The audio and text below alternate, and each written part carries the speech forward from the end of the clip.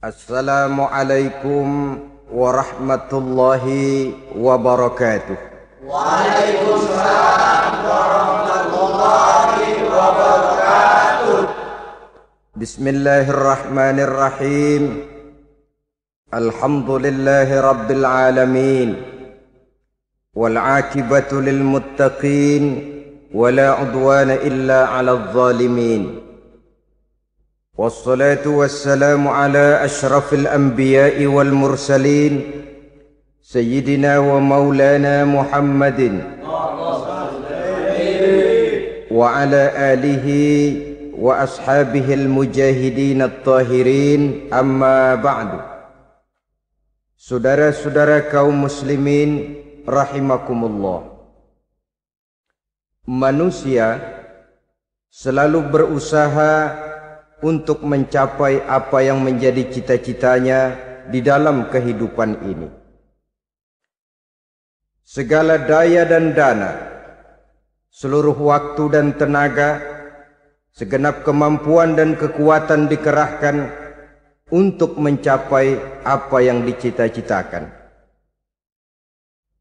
Ada orang yang di dalam berusaha mencapai cita-citanya tetap berpegang teguh kepada kaidah dan norma-norma yang harus dipatuhinya, baik itu norma-norma kehidupan bermasyarakat, berbangsa dan bernegara, lebih-lebih lagi itu menyangkut norma-norma kehidupan beragama.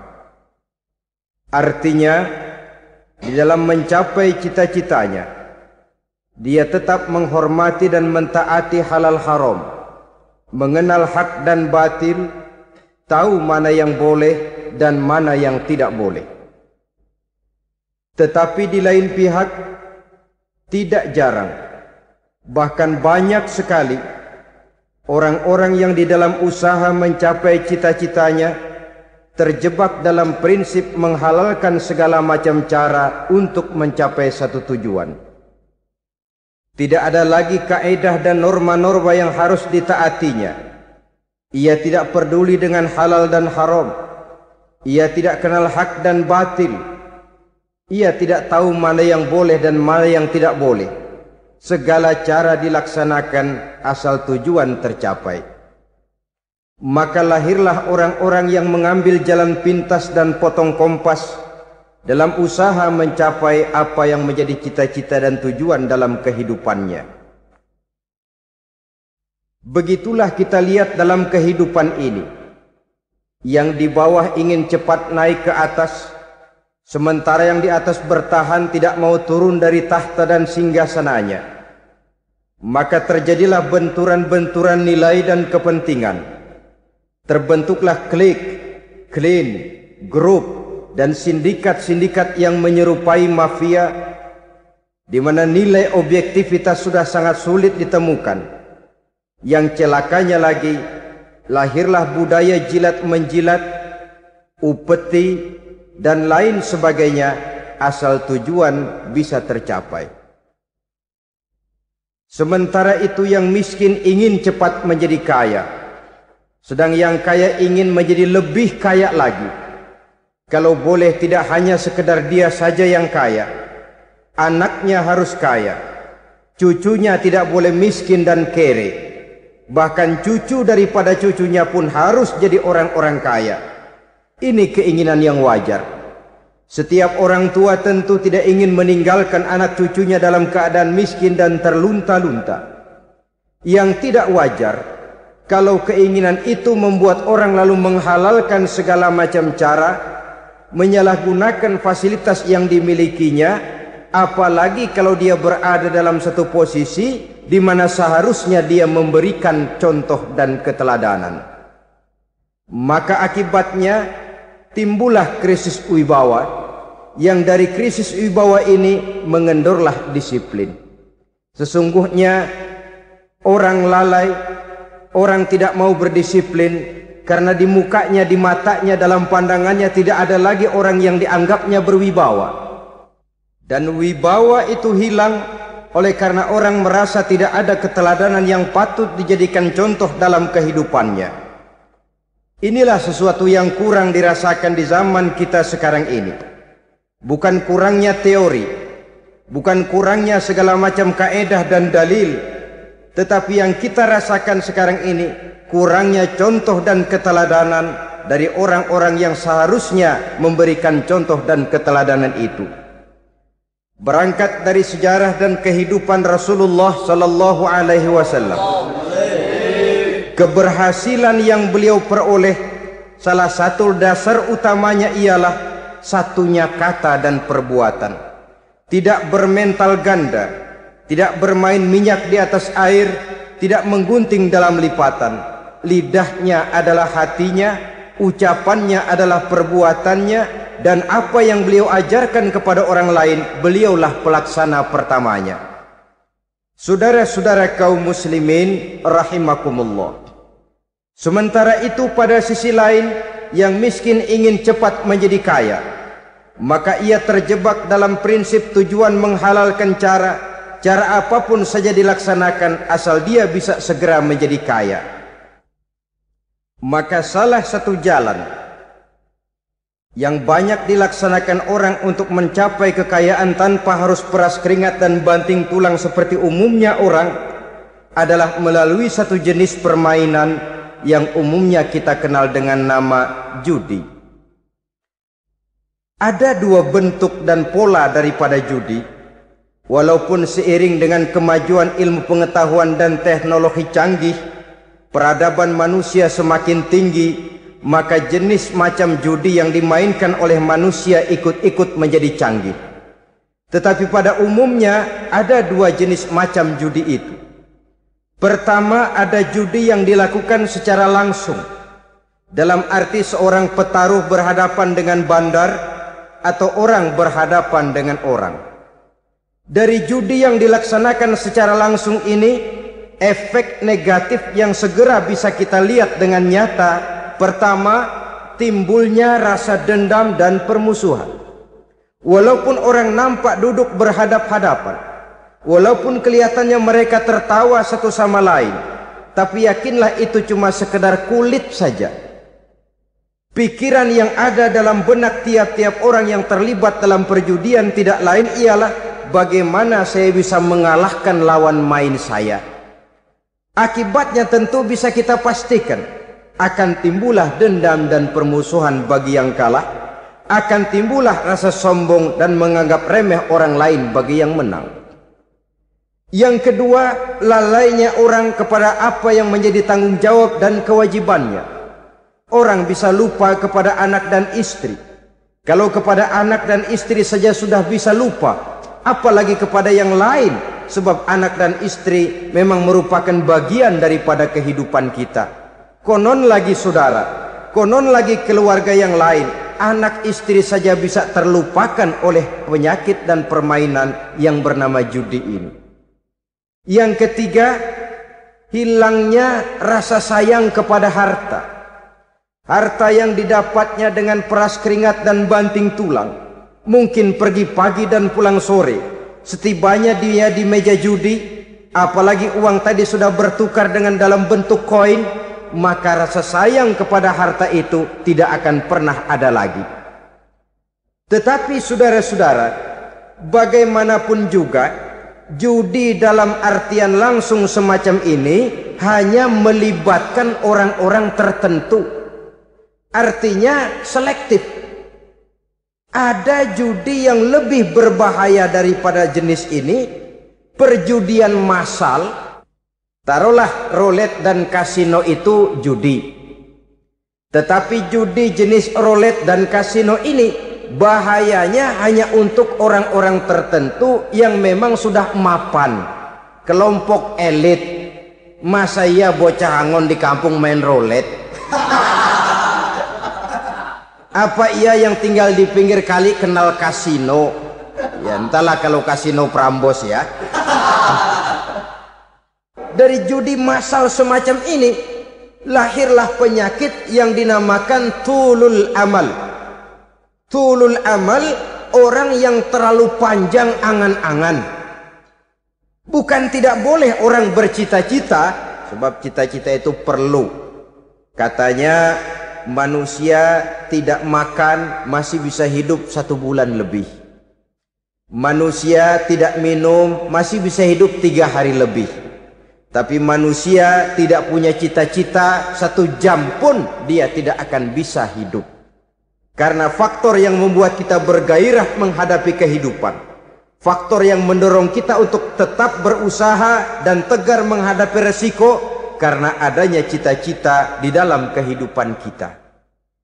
Tetapi cita-cita tanpa direalisir dengan usaha, cita-cita yang tidak berangkat dari kemampuan yang ada, pada akhirnya hanya akan merupakan cita-cita yang mengawang, tidak akan terwujud dalam kenyataan, dan akan membentuk manusia menjadi orang yang tulul amal, panjang angan-angan, terlalu muluk keinginan, tidak berangkat dari kemampuan dan kesanggupan yang ada pada dirinya sendiri. Maka penyakit inilah yang telah menghasilkan dan melahirkan penghayal-penghayal kelas berat, tukang-tukang ngelamun kelas tinggi yang hidup di angkasa luar. Dan sejarah belum pernah mencatat ada orang menjadi kaya karena judi, itu belum pernah. Saudara lihat saja orang kaya yang namanya Adnan Khashoggi, orang kaya yang namanya Henry Ford, orang kaya yang namanya Aristotle Onassis, orang kaya yang namanya David Rockefeller. Itu seluruhnya menjadi kaya bukan karena mereka terlibat dalam perjudian, tapi karena kerja keras, peras keringat, banting tulang. Dan itu dimulai sejak mereka masih remaja. Sehingga memang ada pepatah, ini baik sekali saya kira. Berpikirlah kamu di waktu pagi, bekerjalah kamu di waktu siang, makanlah di waktu sore, dan tidurlah di waktu malam. Berpikir di waktu pagi artinya belajar di kala muda. Bekerjalah di waktu siang artinya amalkan ilmu itu kalau sudah dewasa. Makanlah di waktu sore, hari tua nanti tinggal menikmati hasilnya. Tidurlah di waktu malam, maksudnya kalau mati, matilah dengan tenang. Logikanya berkaitan. Kalau pagi kita tidak mau berpikir, nanti siang kita tidak akan bisa bekerja. Kalau siang kita tidak mau bekerja, nanti sore makan apa? Kalau sore kita tidak makan, alamat malam tidak bisa tidur. Itu logika. Kalau di kala remaja dan muda kita hanya santai saja, maka hari dewasa kita akan menghadapi hidup ini dengan penuh kebingungan. Kalau hari dewasa penuh dengan kebingungan, alamat hari tua terlunta-lunta. Kalau hari tua terlunta-lunta, kita tidak akan bisa mati dengan tenang meninggalkan alam fana ini. Saudara-saudara kaum muslimin rahimakumullah. Sehingga ada pepatah mengatakan, many a great man start as a newspaper boy, katanya. Banyak orang besar yang mulai pekerjaannya dengan menjual koran. Artinya berangkat dari A. Banyak pengusaha mobil yang memulai pekerjaannya dari tukang cuci mobil, tapi lalu bertahap dan tegar menghadapi kenyataan, sehingga proses demi proses dia hadapi dengan tegar, dengan tabah, dengan sabar, dengan ulet, sampai kepada membuahkan hasil. Kita ingin pintas, kayaknya mau, usahanya tidak mau. Senangnya mau, peras keringatnya tidak mau. Ini tentunya akan melahirkan kontradiksi di dalam kehidupan. Maka dari jenis perjudian massal semacam ini, lahirlah penyakit tulul amal, panjang angan-angan, terlalu muluk cita-cita. Bayangkan saja, kalau ini terjadi secara massal, menimpa nasib rakyat kita di pedesaan, yang jauh dari keramaian. Tiap hari mereka didina-bobokkan oleh gambaran tentang akan diperolehnya uang dalam jumlah yang banyak, dengan angka nol yang berentet. Tiap hari mereka melihat angka-angka itu. Mereka lambat laun akan terseret dalam arus tulul amal ini. panjang angan-angan, muluk cita-cita hanya dengan mengandalkan meja perjudian. Akibatnya timbul penyakit yang kedua, yang ketiga, yaitu malas berusaha. Orang kalau sudah terlalu asik berkhayal, menghitung bintang di langit, malas berusaha.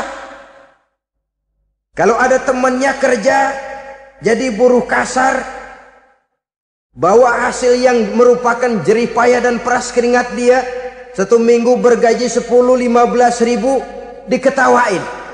Apaan gaji lu 10 ribu, 15 ribu? Entar gua nih kalau ketembus 100 juta, entar. Yang 10 ribu dan 15 ribu keringat orang itu dihina, itu dicela. Tetapi dia selalu menghitung, entar nih gua. Entarnya wallahu a'lam. Saudara hadirin yang saya muliakan, timbullah sikap malas. Padahal di tengah negara sedang membangun di berbagai bidang kehidupan. Maka sifat malas ini merupakan musuh kita. Baik mengejar kemiskinan, baik mengejar kebodohan dan keterbelakangan kita di sektor-sektor lainnya. Alangkah akan terganggunya roda pembangunan di negara kita ini jikalau sebagian besar rakyat dihinggapi oleh penyakit malas, yang malas ini dilatar belakangi oleh penyakit tulul amal, terlalu muluk angan-angan, yang angan-angan ini dininabobokan oleh keinginan untuk mendapatkan untung yang besar tanpa peras keringat dan banting tulang. Sasaran yang lebih jauh, dan ini yang paling kita khawatirkan, hancurnya kubu-kubu pertahanan moral daripada bangsa kita. Kita sependapat bahwa lebih penting daripada membangun jembatan adalah membangun manusia yang membangun jembatan. Bahwa lebih penting daripada mengaspal jalan raya adalah membangun mental manusia yang melaksanakan pengaspalan itu. Dengan kata lain, membangun dan mempersiapkan manusia pembangunan. Tanpa itu, maka saya merasa khawatir kalau nanti kita tidak akan sampai kepada target yang kita harapkan oleh karena kandas di tengah jalan. Saudara-saudara kaum muslimin rahimakumullah, Islam sebagai agama yang mengajarkan manusia untuk berusaha dan mengeluarkan segala kemampuan untuk melaksanakan segala usahanya itu, sangat membenci sifat malas, sangat membenci sifat tulul amal atau panjang angan-angan. Dan oleh karena judi melahirkan dua sifat itu, Islam sangat menganjurkan pengikutnya untuk menjauhi segala macam jenis perjudian, baik yang terang-terangan maupun yang dilakukan secara samar-samar, tidak ketara, judi canggih sesuai dengan canggihnya teknologi daripada manusia itu sendiri. Ini adalah penyakit yang meracuni masyarakat manusia dari sejak berpribadi, bertetangga, berumah tangga, sampai kepada berbangsa dan bernegara. Dan kasus-kasus yang timbul sudah cukup banyak, yang tidak mungkin lagi kita katakan hanya sekedar bersifat kasuistis, bersifat kasus-kasus kecil saja. Sebelum riaknya naik ke permukaan, marilah kita membuat benteng untuk masing-masing pribadi muslim memelihara dan menjaga diri, jangan terseret dalam permainan yang bernama judi, apapun bentuknya, bagaimanapun cara dan ragamnya. Karena jelas bahayanya lebih besar daripada manfaatnya. Taruhlah kita barangkali kemarin-marin hanyut dalam arus perjudian, tetapi hendaknya kita bisa mengambil pelajaran bahwa seorang mukmin adalah seorang yang apabila dia melakukan kesalahan, dia segera sadar, dijadikannya pelajaran untuk tidak diulanginya lagi pada masa-masa yang akan datang.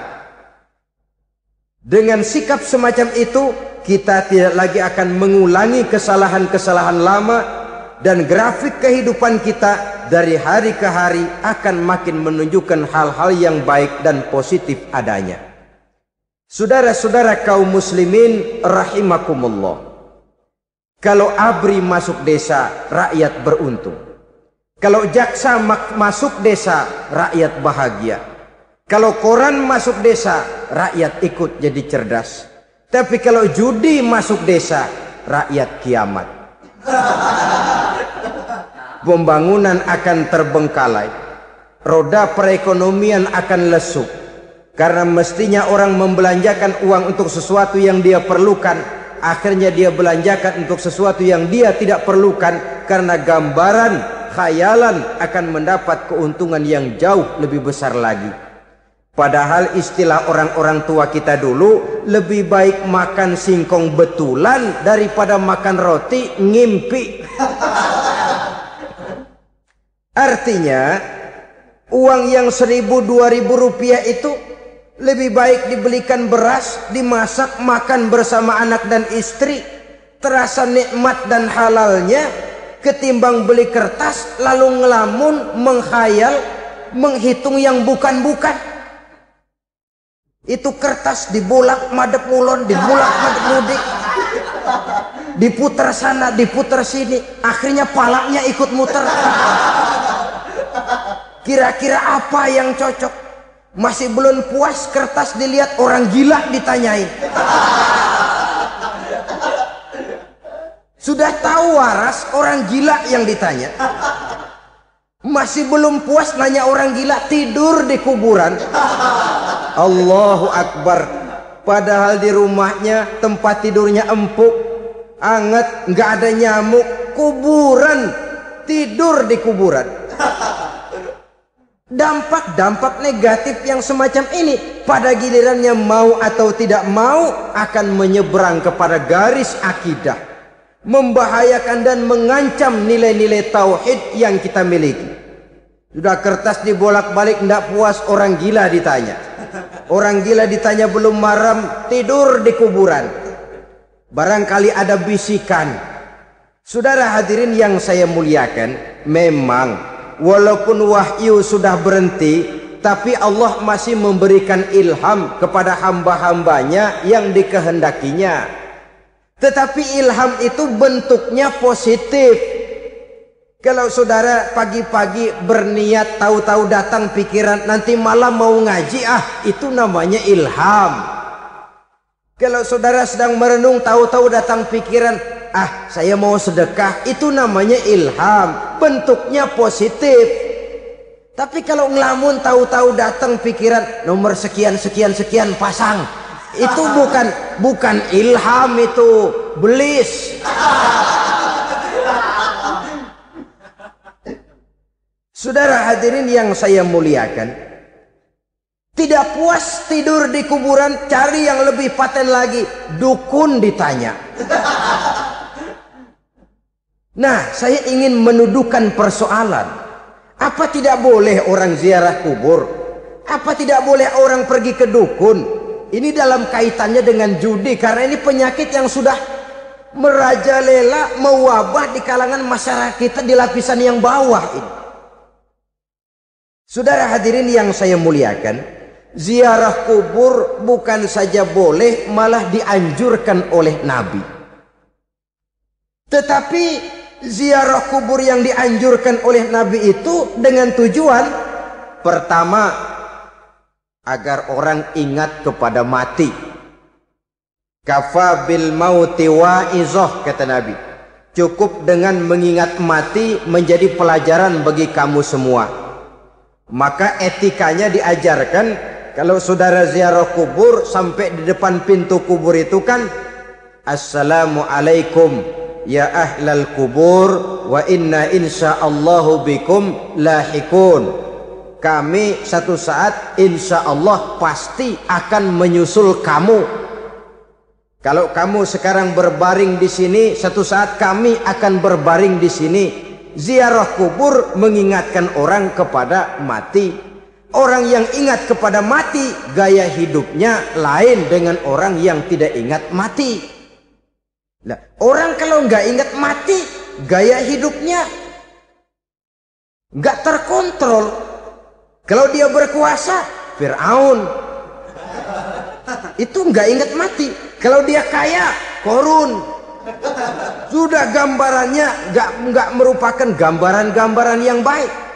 Orang yang ingat mati, dia berkuasa, dia berlaku adil. Satu saat saya akan mati dan ini akan dimintakan pertanggungan jawab. Orang kaya ingat mati, dia akan jadi pemurah. Kenapa? Kalau saya diberikan ilmu, pertanyaan akhirat cuma satu, ilmumu kau amalkan untuk apa? Kalau saya diberikan umur panjang, pertanyaan akhirat cuma satu, umurmu kau habiskan di mana? Tapi jikalau saya diberikan harta, pertanyaan akhirat ada dua. Hartamu kau dapat dari mana, kau belanjakan kemana? Depannya ditanya, belakangnya ditanya. Dapat dari mana, dibelanjain kemana? Sebab dua-duanya berkaitan dengan kegiatan. Kadang-kadang dapatnya dari jalan yang baik, tapi keluarnya ke tempat yang tidak baik, itu pun tidak betul.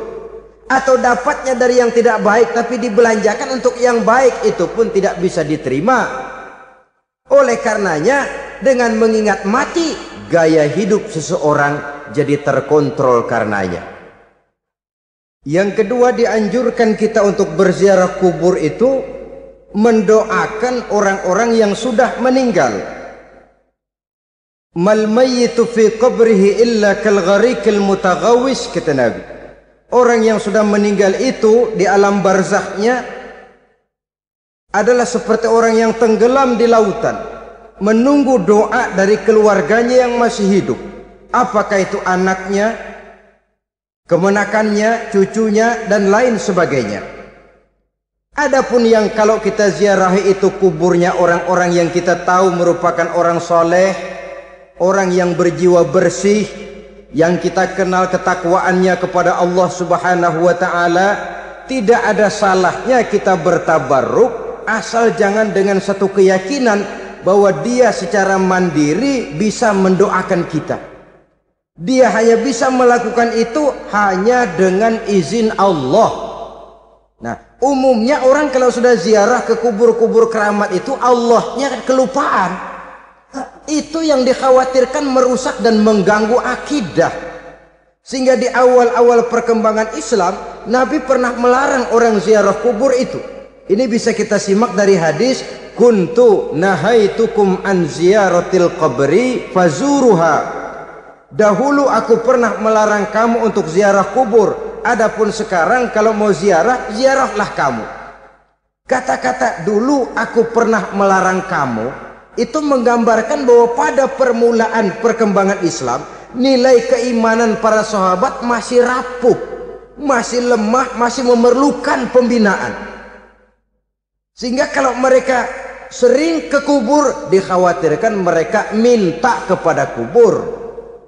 Nah, tetapi tatkala nilai keimanannya sudah mapan, sudah kuat, kata Rasul, fazuruha. Adapun sekarang kalau mau pergi berziarah, ziarahlah kamu. Saudara hadirin yang saya muliakan, jadi jangan melupakan Allah. Saya bisa saja berkata, kalau saya misalnya pakai cincin, lalu saya bilang, saya sejak pakai cincin ini, jangan anak gadis, nenek-nenek ngelihat saya lemes. Atau sejak pakai cincin ini, dagangan laris bener. Cincin itu yang menggelincirkan akidah. Untuk tidak tergelincir, orang harus tidak melupakan Allah. Dia bisa berkata, alhamdulillah, Allah memberikan keistimewaan kepada batu cincin saya. Batu cincinnya tidak apa-apa, Allah yang memberikan keistimewaan.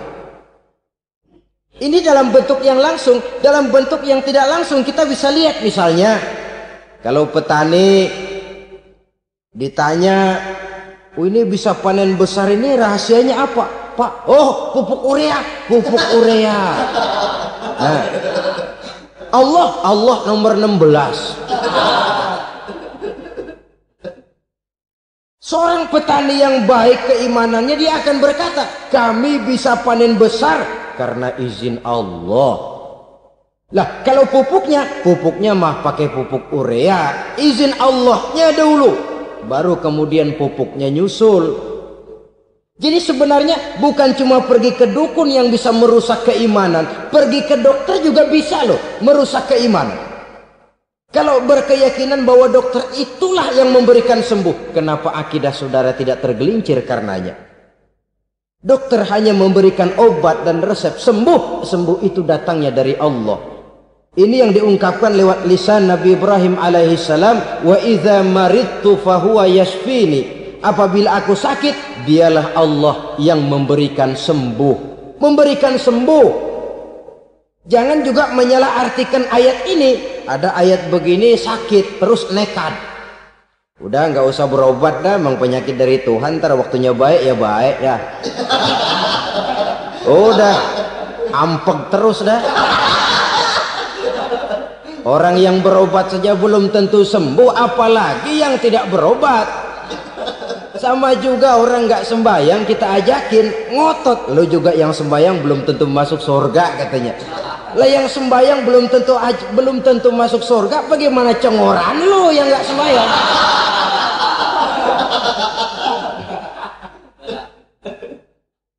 Saudara hadirin yang saya muliakan, kaum muslimin yang berbahagia. Jadi dengan demikian, maka jangan menghilangkan Allah. Kita, ajaran pokok dalam Islam adalah ajaran tentang tauhid. Nah, tauhid ini menyangkut mengesahkan Allah, baik di dalam zatnya, baik di dalam sifatnya, baik di dalam perbuatannya, baik di dalam beribadah kepadanya. Tauhid dalam ibadah itu ada. Tauhid dalam zat artinya zat Allah itu tidak tersusun, tidak terdiri dari bagian-bagian yang bisa dipecah-pecah. Ya seperti kita ini kan ada kepala, ada kaki, ada tangan.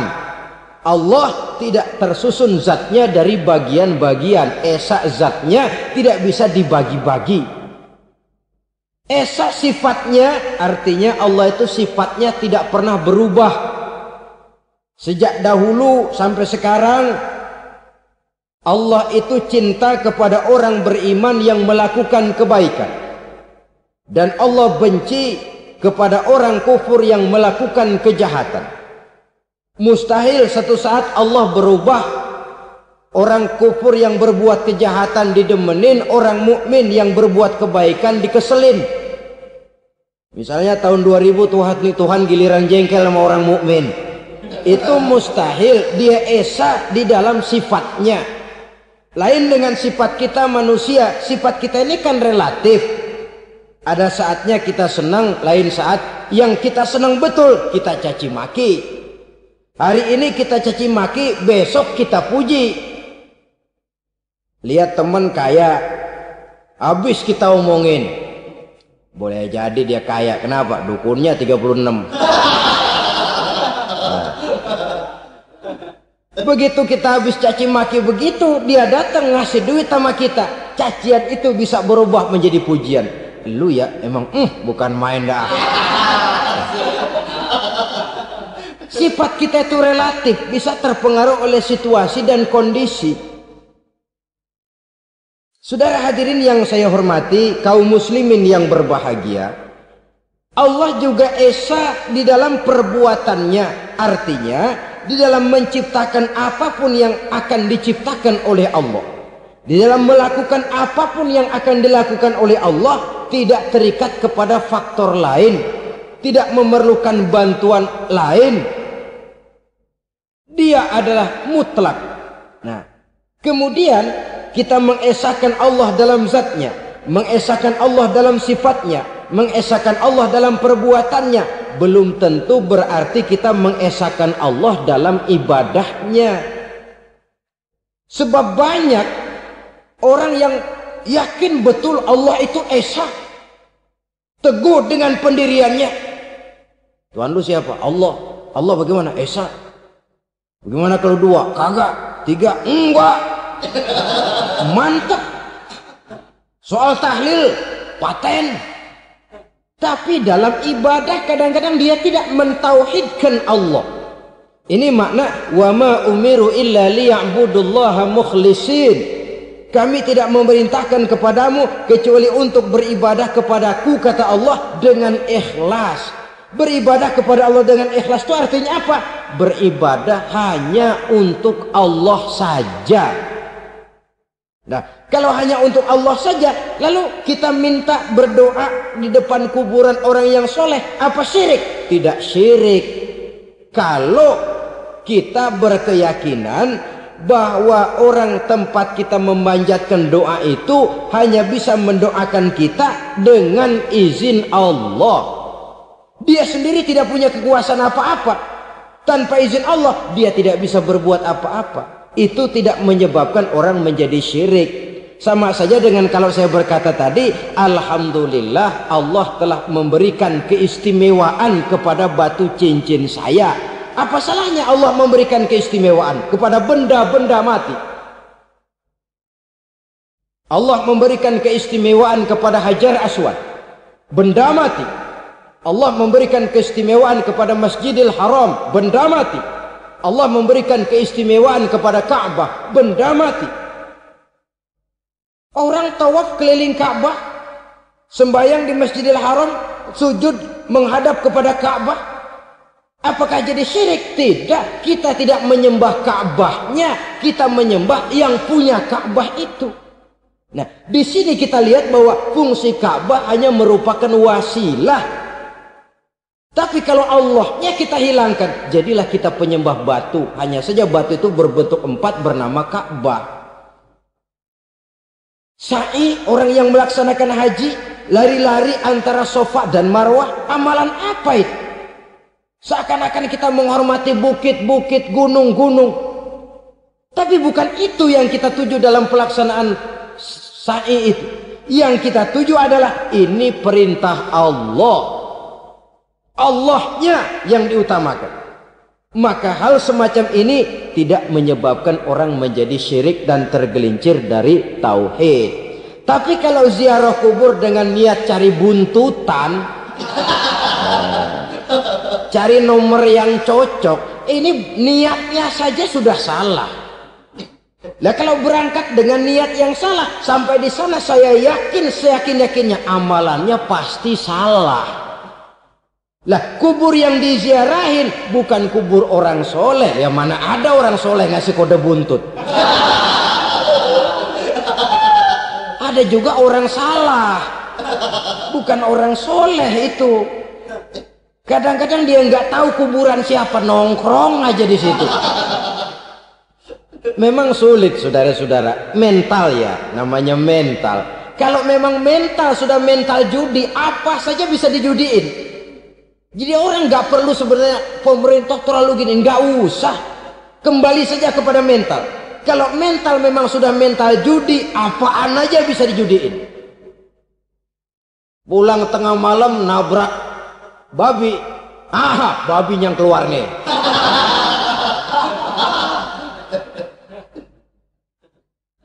Mobil lewat, nomornya bisa dijudiin. Bajai lewat, bajai bisa dijudiin. Mental. Kalau memang mental sudah mental judi, apapun saja bisa dijudikan. Saudara hadirin yang saya muliakan, lalu bagaimana dengan dukun? Ya, saudara hadirin, pergi ke dukun hakikatnya sama dengan pergi ke dokter. Orang berusaha melaksanakan yang namanya syariat, hakikatnya kembalikan kepada Allah. Syariatnya kita laksanakan. Tetapi, nah ini tetapi, yang pertama saudara harus tahu betul dukunnya itu bayang apa enggak, agamanya kuat apa enggak. Sebab ya tentu tidak ada dukun yang jelek, karena pada umumnya penyakit dukun itu kan nyohor, iklan lewat koleha-kolehanya. Kita bisul kecil datang, kata dukun, ini si kecil kemarin bisul kayak kelapa 5 menit baik. 5 menit padahal kemarin kagak ada yang datang. Diolah sedemikian rupa supaya orang mantap. Jadi jangan asal sembarangan. Kadang-kadang lihat potongan dukunnya aja kita ngeri. Mukanya sudah kremot, nggak pernah tersentuh air wudhu. Jangankan air wudhu, mandi aja jarang. Yang kayak begini yang dipegang mati-matian, yang dipercayai habis-habisan, akan kita kemanakan tauhid kita ini? Apalagi kalau perginya sudah dengan niat mencari nomor yang jitu. Itu saya katakan lagi tadi, berangkat saja sudah dengan niat yang salah. Orang berusaha silahkan. Sama juga kita ke dokter. Oleh dokter kan setelah diperiksa penyakit kita, lalu dianalisa, oh ini penyakitnya ini. Kemudian diberikan obat. Lah, obat itu kan tentu ada aturan minumnya tuh. Yang kapsul ini sehari 3 kali, yang tablet ini sehari 2 kali. Kalau kita minumnya kelebihan, overdosis namanya. Saking pengen cepet baik, sekali minum 10 tablet. Ya memang nggak sakit-sakit lagi, tapi nggak hidup sudah. Habis. Kita pun dalam melaksanakan amalan hidup beragama begitu. Sudah datang kepada kiai, orang-orang soleh, meminta amalan, wiridan, itu jangan sampai overdosis. Tidak sesuai dengan kemampuan pribadi. Wong masih SD sudah minta matematika kelas SMP, celeng. Baru SMP sudah minta diajarkan filsafat kelas perguruan tinggi, semaput. Kenapa? Daya tampungnya nggak kuat. Emang ukuran secangkir, minta di sini seember, ya luber. Lebihnya nggak cukup. Kenapa? Yang diberikan, yang diamalkan tidak sesuai dengan makomnya. Tidak sesuai dengan kemampuan yang ada pada dirinya. Saudara hadirin yang saya muliakan, akhirnya apa? Mencelakakan dirinya sendiri. Ngawur. Baru sembahyang seminggu udah ngaku ketemu malaikat. Oh, sembahyang ditemenin malaikat. Lah sembahyang baru seminggu mulai. Tuh malaikat iseng amat. Ya walaupun kalau Allah izinkan tidak mustahil, tapi kan tidak logik. Orang yang melaksanakan ibadah puluhan tahun memerlukan riyadhah dan latihan, khusyuk dan tawadhu, penuh tazallul, merendahkan diri di hadapan Allah, belum tentu mendapat karunia yang semacam itu. Saudara hadirin yang saya muliakan, jadi dengan kata lain, yang pertama lihatlah dulu kualitas dukun yang akan saudara datangi itu. Ini kualitas black apa kualitas white? Aspal apa cat putih? Sehingga jangan sampai kita salah pilih. Sebab biasanya orang kalau sudah hanyut di kali, rumput pun dia pegangin. Dia tahu kalau rumput tidak akan bisa menahan bobot badannya, tapi karena posisinya posisi terjepit, rumput pun dia pegang. Ini satu gambaran psikologis betapa orang dalam keadaan panik, kepepet, kejepit, yang tidak mestinya dipegang pun akan dipegangnya juga. Walaupun dia tahu itu tidak akan bisa menahan bobot badannya, namun dipegangnya juga. Oleh karenanya, yang pertama, lihat dulu kualitas dukunnya. Yang kedua, saudara-saudara, jangan berkeyakinan bahwa dukun itulah yang memberikan permintaan saudara. Si dukun hanya bisa dengan izin Allah. Nah ini kuncinya. Kalau izin Allahnya dihilangkan, dan ini yang jarang. Biasanya kalau kita diajak ke dukun, di sono aja no paten banget. Abah ano, abah ini, abah ano, abah-abah. Lah, lalu pikiran kita kan terfokus. Dikala itulah kita mulai menyampingkan Allah. Di situ yang dikhawatirkan nilai tauhid kita jadi tergoyah karenanya. Bahwa orang yang kita datangi, yang kita kenal kesolehan dan ketakwaannya, hanya bisa memberikan pertolongan dengan izin Allah. Dengan izin Allah dia doakan kita dan doanya kabul. Dengan izin Allah dia penuhi hajat kita dan hajat kita jadi terlaksana, jadi kenyataan dengan izin Allah. Sebab Allah itu memberikan keistimewaan. Ada waktu istimewa, ada tempat istimewa, ada jam istimewa. Kenapa sih sedekah hari Jumat dengan sedekah hari Kamis pahalanya kok lebih besar hari Jumat? Karena itu waktu istimewa. Kenapa untuk sembahyang sunnah dianjurkan sepertiga malam yang terakhir? Karena itu waktu istimewa. Kenapa doa di multazam, di dekat Hajar Aswad, di Hijr Ismail, di Raudhah dikabulkan Allah? Karena itu tempat istimewa. Memang kadang-kadang ada orang berkata, kalau mau berdoa kenapa mesti di kuburan wali? Di rumah juga berdoa, Tuhan dengar. Betul, Tuhan dengar, bahkan tidak berdoa pun Allah tahu isi hati kita. Tapi soal dikabulkan atau tidak, itu hak Allah. Dan Allah memberikan fasilitas kepada tempat-tempat tertentu dan istimewa. Dan itu diajarkan oleh Nabi.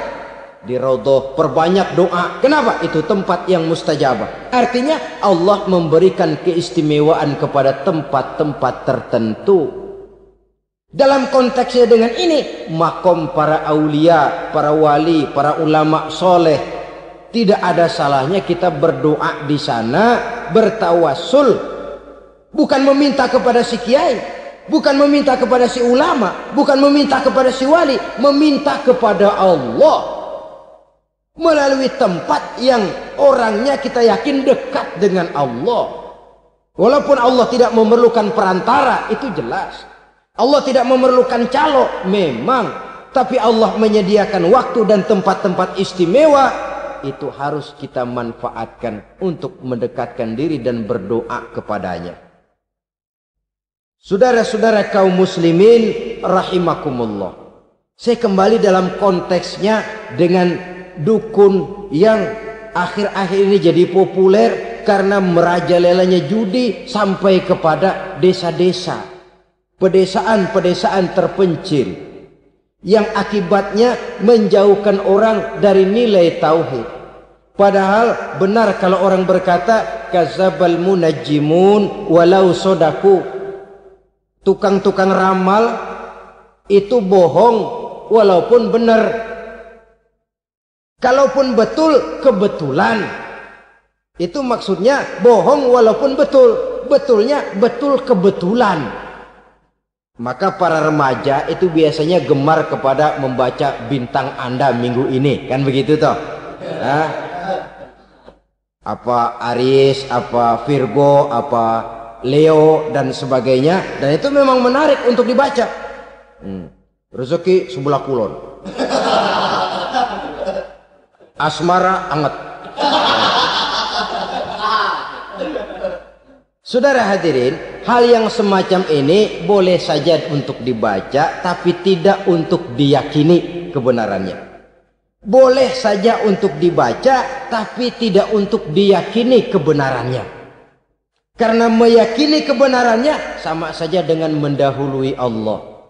Dan itu bisa menggelincirkan nilai-nilai tauhid kita. Tauhid dalam ibadah saya katakan tadi, menyembah hanya kepada Allah. Bermohon hanya kepada Allah dengan menggunakan fasilitas-fasilitas yang disediakan oleh Allah, baik berupa waktu maupun tempat-tempat tertentu dan orang-orang. Ya, kalau waktu dan tempat saja ada yang diberikan keistimewaan oleh Allah, padahal tempat itu benda mati, apalagi manusia yang merupakan makhluk hidup. Saudara hadirin yang saya muliakan, saudara-saudara kaum muslimin yang berbahagia, sehingga dengan demikian kita tetap menjaga nilai-nilai akidah. Dan dengan ini syariat kita laksanakan tanpa membuang hakikat. Sebab hakikat tanpa syariat itu kosong. Syariat tanpa hakikat juga tidak ada tujuan. Yang penting hati bersih, nggak sembahyang nggak apa-apa. Mana bisa begitu, Mas? Kalau memang hati bersih nggak usah sembahyang nggak apa-apa. Nabi Muhammad dulu berhenti dong sembahyang. Sebab beliau orang yang hatinya paling bersih. Nah, orang yang hatinya paling bersih saja sembahyang yang nggak berhenti, masa kita lalu mau berhenti? Yang penting kan kita bisa dekat dengan Allah melalui perasaan, banyak-banyak ingat. Apa itu sembahyang? Macam-macam. Itu hakikat saja tanpa syariat, ya tidak bisa. Syariat saja tanpa hakikat juga gerak lahir yang tanpa roh namanya. Kita melakukan sholat tapi kita tidak tahu untuk apa kita sholat dan kenapa kita sholat dan siapa yang kita sembah di dalam kita sholat. Sehingga dengan demikian keduanya tidak bisa terpisahkan satu sama lain. Seperti halnya kulit dan isi. Barangkali pernah saya ingatkan, kulit penting, isi pun juga penting. Hakikat penting, syariat juga penting. Dan kita jangan salah mengartikan terjebak dalam ucapan-ucapan yang masih memerlukan penafsiran. Sehingga lalu kita cenderung mendiskreditkan dan menjelekkan para wali. Misalnya, ada ucapannya Syekh Abdul Qadir Jailani yang berkata begini, barang siapa yang masuk ke rumahku, lalu ia memakan makananku, maka ia akan masuk surga. Ini kalau ucapan ini dipahami secara apa adanya, ya jelas orang bisa tergelincir. Tapi kalau ditafsirkan secara betul, siapa yang masuk ke dalam rumahku? Di mana rumah Syekh Abdul Qadir? Di mana umumnya rumah para wali? Di masjid. Jadi siapa yang masuk ke dalam rumahku? Masjid. Lah kalau sudah di dalam masjid, makanannya apa? Getuk. Tentu saja tidak. Kalau sudah di masjid itu ya makanannya ya wirid, zikir, tahajud, baca Quran, paling kurang iktikaf. Jadi siapa yang masuk ke masjid lalu dia sujud, wirid, zikir, ya jelas saja surga. Jangan membaca ucapan ini dan terus rame-rame nyari bekas rumah Syekh Abdul Qadir. Rame-rame masuk ya rumah kecil. Saudara hadirin, kita terlalu terpaku kepada materi ucapan dan melupakan filsafat daripada ucapan itu sendiri. Dalam kondisi yang sedemikian, sangat boleh jadi orang lalu tergelincir karenanya. Oleh karena itulah saudara-saudara, saya kembali kepada satu prinsip. Bahwa sebenarnya dengan tidak perlu menyalahkan pihak-pihak lain, mari kita kembali kepada sikap mental kita sebagai muslim. Kalau mental memang sudah mental penjudi, apapun bisa dijudikan. Tapi kalau mental itu tidak ada, walaupun di kiri kanan dan depan belakang banyak dibuka tempat-tempat perjudian, saya yakin kita akan mampu menahan dan menjaga diri. Sikap mental inilah yang memerlukan pembinaan dari kita semua. Sehingga dengan demikian kita akan menjadi pribadi-pribadi yang bisa bertahan dari segala gempuran-gempuran yang datang dari luar karena adanya prinsip ketahanan mental itu tadi. Sekali lagi saya ingatkan bahwa judi selamanya tidak akan pernah mendatangkan kebahagiaan. Judi tidak akan membuat orang menjadi kaya. Judi tidak akan membuat orang makin akrab berteman dan bersaudara. Yang jelas, judi melahirkan permusuhan dan dendam, membangkitkan rasa malas, memulukan angan-angan tanpa mau peras keringat dan banting tulang, melalaikan orang dari tanggung jawab dan kewajibannya, membuat ia lupa kepada anak, istri dan seluruh keluarganya, dan pada akhirnya dia akan terjebak dalam satu permainan yang makin menjauhkan dia dari proses kesadarannya sebagai manusia. Sebagai uraian penutup, marilah kita renungi firman Allah dalam Al-Baqarah ayat 208. A'udzubillahi minasyaitonir rajim. Ya ayyuhalladzina amanu dukhulu fis silmi kafah wa la tattabi'u khutuwatis syaitan innahu lakum aduwwum mubin. Hai orang-orang yang beriman, masuklah kamu ke dalam keselamatan, Masuklah kamu ke dalam Islam secara keseluruhan. Jangan kamu mengikuti jejak-jejak setan, karena setan adalah musuhmu yang nyata dan jelas. Judi termasuk jejak-jejak yang ditinggalkan oleh setan untuk diikuti oleh kita, agar kita mendapatkan kesengsaraan baik di dunia, lebih-lebih di akhirat nanti. Semoga Allah selamatkan kita, Allah selamatkan seluruh bangsa kita dari penyakit-penyakit judi yang melahirkan efek-efek negatif dalam kehidupan. Terima kasih atas perhatian saudara. Mohon maaf atas segala kekurangan. Usikum wa nafsi bitaqwallah. Wassalamualaikum warahmatullahi wabarakatuh. Waalaikumsalam warahmatullahi wabarakatuh.